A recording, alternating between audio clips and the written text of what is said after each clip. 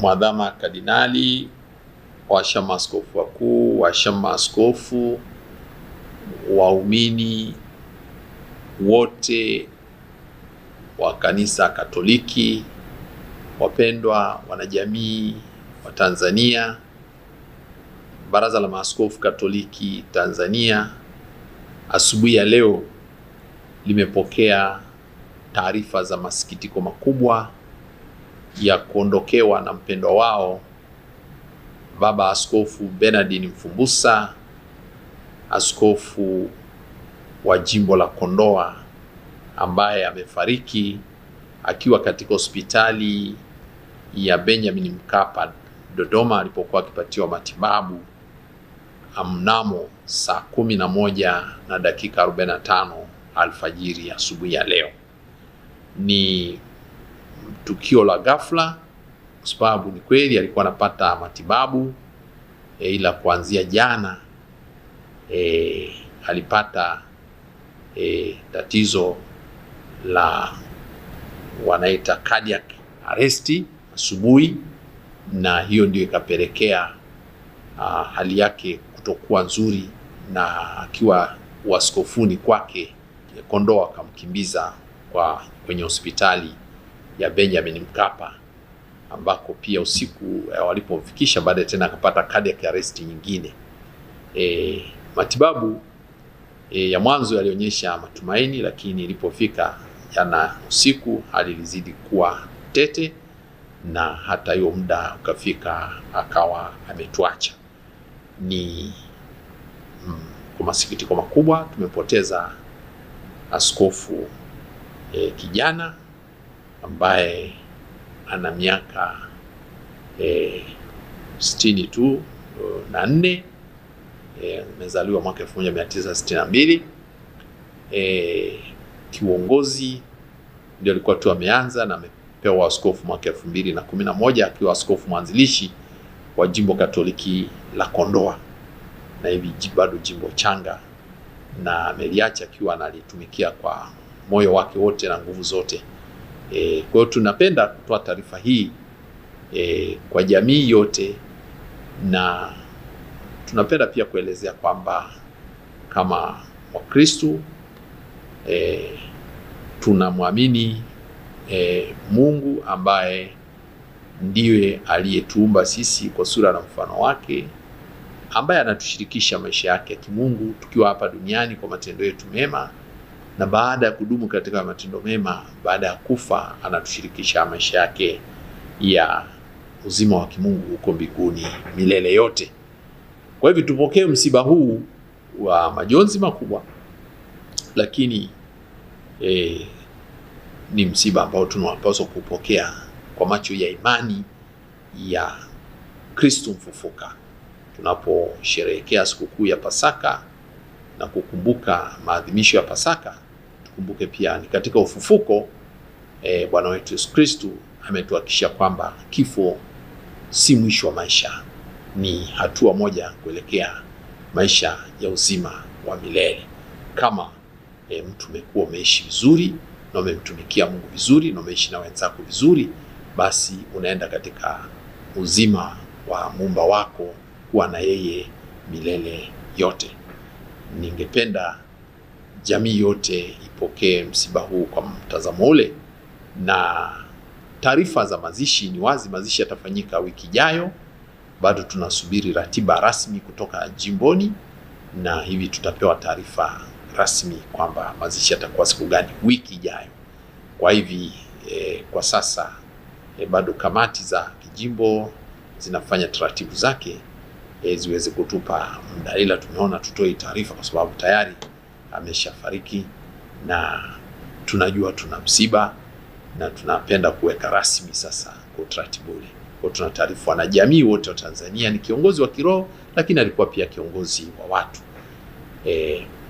Ni wazi Askofu Mfumbusa wa jimbo Katoliki la Kondoa, askofu wa kwanza mwanzilishi wa jimbo la Kondoa lililozaliwa mwezi Mei mwaka 2011, atakumbukwa kwa mengi katika jamii ya Tanzania na katika kanisa Katoliki Tanzania, bara la Afrika, na juzi tu alikuwa amepewa majukumu ya kiulimwengu na Baba Mtakatifu. Siku ya Ijumaa alipewa majukumu makubwa zaidi. Yeye ni mtaalamu wa mawasiliano, ni profesa, ni mtu aliyesomea, ana udaktari wa elimu ya mawasiliano na uandishi wa habari. Amefanya kazi kubwa sana katika kufundisha kwenye chuo kikuu cha Mtakatifu Agustino tangu mwaka 1998 akiwa mwanafunzi baada ya kuhitimu, lakini baadaye akapelekwa kusoma, na kuanzia mwaka 2002 mpaka 2011 alikuwa akiwa anafundisha na kufanya tafiti za kitaaluma, lakini vile vile kulea waandishi wa habari wabobezi, na amelea waandishi wa habari wabobezi wa nchi hii wengi sana. Lakini kwa waandishi wa habari kama nyinyi mlioko hapa mbele, huyu alishawahi pia kuwa mwenyekiti wa baraza la vyombo vya habari, Medical Council of Tanzania.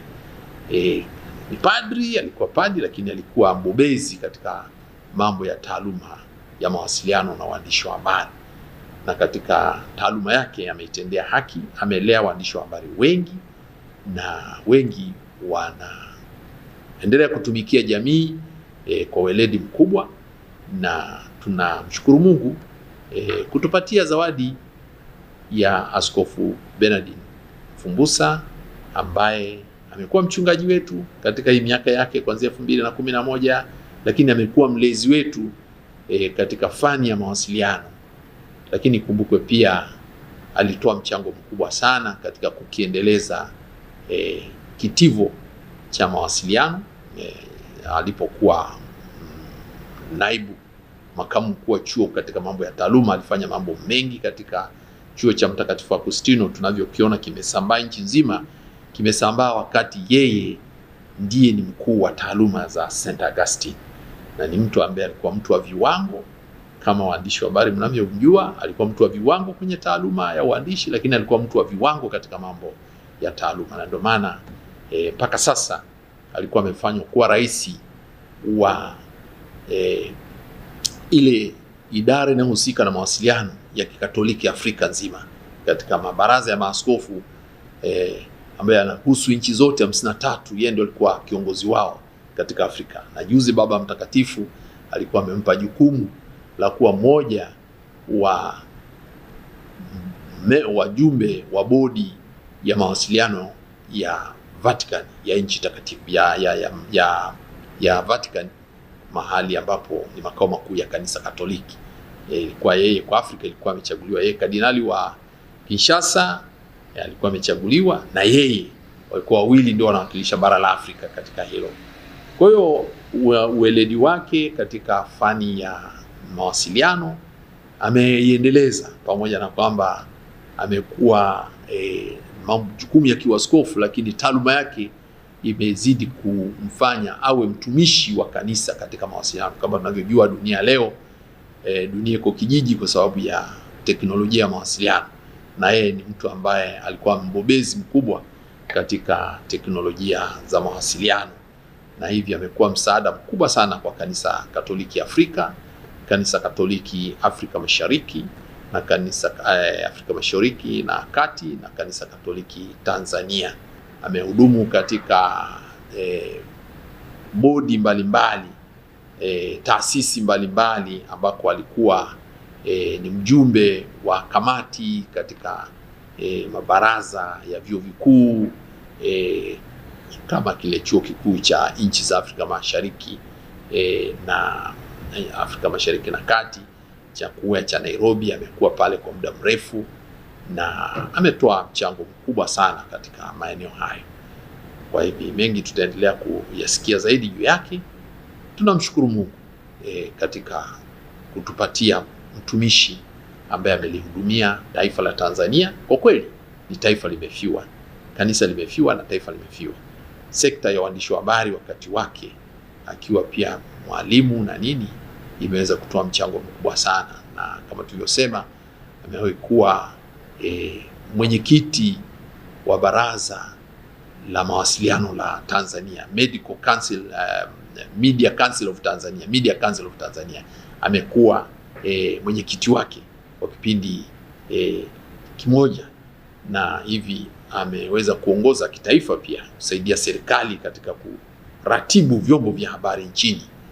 Amekuwa ni mtu wa mchango mkubwa sana, na tunawashukuru wote waliomsaidia. Kuhusu ugonjwa wake, kwa kweli tuseme kwamba kama tulivyosema, amefariki kwa ugonjwa wa cardiac arrest, lakini alikuwa na tatizo la damu kupungua, na Aga Khan Hospital alipoenda kule Nairobi waligundua tatizo lake na wakaanzisha tiba, na baada ya wiki 3 kama amepata nafuu, akawa anarudi nyumbani. Amerudi tu nyumbani Ijumaa iliyopita, ndiye akapata hilo tatizo la cardiac arrest, ambapo na alirudi hiyo tarehe 11 akiwa hali imekuwa nzuri, lakini ilipofika hii ya moyo kupata matatizo ya kusukuma damu, ndio ikawa tatizo jipya ambalo ndio limemuondoa hapa katika maisha haya ya hapa duniani. Tunasema ni mpango wa Mungu. Madaktari tunawashukuru, wamemsaidia sana, lakini basi tunamwachia Mwenyezi Mungu kwa maamuzi yake, na sisi wote tunasema raha ya milele umpe Bwana, na mwanga wa milele umwangazie, apumzike kwa amani. Amina.